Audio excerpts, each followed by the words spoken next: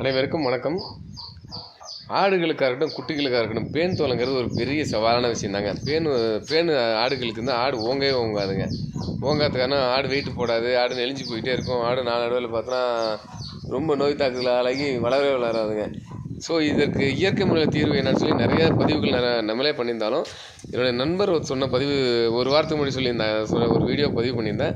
என்னென்னு பார்த்தீங்கன்னா, நம்ம எண்ணெயோட கக்கம் இருக்குது பாருங்கள், அதாவது வேஸ்டேஜ் உள்ள அடியில் உள்ள மட்டு அடியில் உள்ள பார்த்தீங்கன்னா ஒரு கக்கம்னு சொல்லுவாங்க. எங்கள் ஏரியாவில் நாங்கள் கக்கம் தான் சொல்லுவோம். அது வந்து பார்த்தீங்கன்னா ஒதுக்கி போய் வேஸ்ட்டாக கிடக்கும். அதை வந்து நம்ம மாட்டுக்கு தண்ணியில் கழிச்சி விட்டோம்னா மாடு அருமையாக சாப்பிட்றோம்.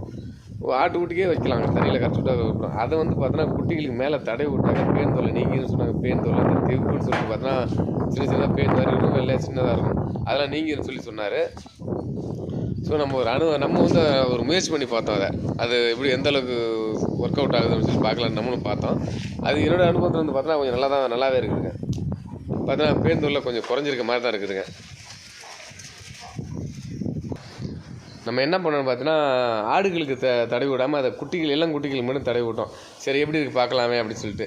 ஆனால் இளங்குட்டிகள் பார்த்தோன்னா ஓரளவுக்கு பேன் தொல்லை இல்லாமல் தான் இருக்குதுங்க. இது வந்து ஓரளவுக்கு 90% நேச்சுரலாகவும் இருக்குது, நமக்கு செலவு இல்லாமல் இருக்குது, கொஞ்சம் தீர்வும் கிடைக்கிற மாதிரி இருக்குதுங்க. இன்னொரு டைம் ட்ரை பண்ணி பார்த்துட்டு நல்லா எப்படி இருக்குன்னு சொல்லி கண்டிப்பாக நேயர்களுக்கு தெரியப்படுத்துகிறேன்.